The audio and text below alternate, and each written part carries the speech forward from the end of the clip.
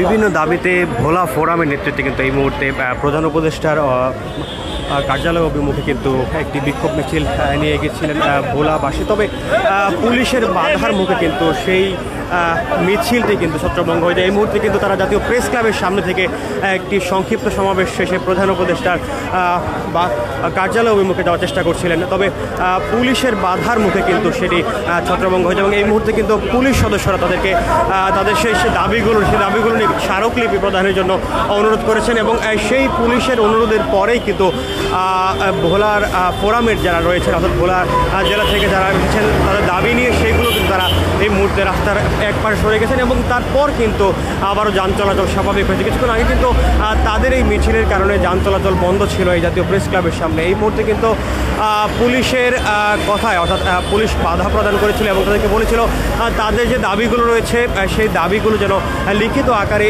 প্রধান উপদেষ্টার কার্যালয়ে প্রেরণ করে এবং সেই বিষয়টি কিন্তু এই মুহূর্তে করছেন ভোলা ফোরামের নেতৃবৃন্দ।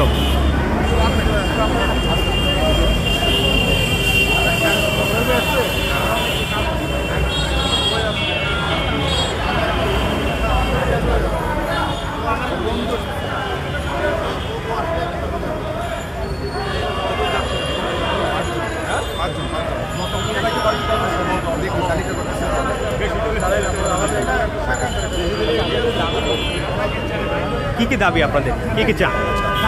আমাদের দাবি হলো ভোলা বরিশালে শেষ চাচ্ছি, আমরা ভোলার গ্যাস ভোলায় চাচ্ছি, একটি মেডিকেল কলেজ ভোলার প্রত্যেক ঘরে ঘরে গ্যাস চাচ্ছি, মেডিকেল কলেজ ও সরকারি হসপিটাল চাচ্ছি, এরপরে পাবলিক বিশ্ববিদ্যালয় চাচ্ছি, এভাবে আমরা তারপর মনপুরাকে জাতীয় গ্রিডের আওতায় নিয়ে আসতে চাচ্ছি।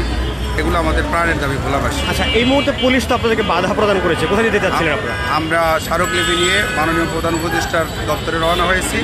তো সেই স্মারকলিপি যাতে না অত গ্যাদারিং না হয় এই জন্য আমাদের প্রতিনিধি 5 জনকে পাঠানোর জন্য পুলিশ আমাদেরকে এভাবে অনুরোধ করেছে। আমরা সেই অনুরোধে সাড়া দিয়ে 5 জন আমরা ওখানে উপস্থিত হব। দর্শক, যেমনটি শুনছিলাম ভোলার ফোরামের নেতৃত্বে যারা রয়েছেন তারা যেমনটি বলছিলেন তাদের কিন্তু বেশ কয়েকটি দাবি।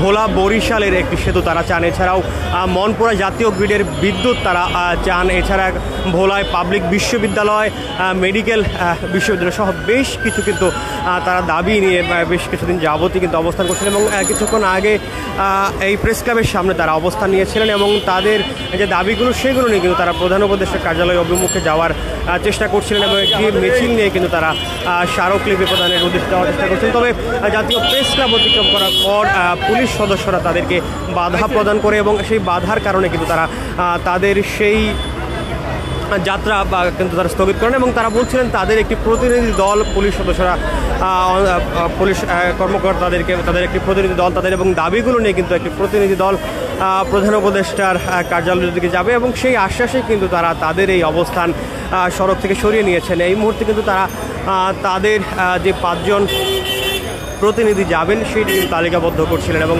পুলিশ সদস্যরা সেটি কিন্তু লিপিবদ্ধ করছেন।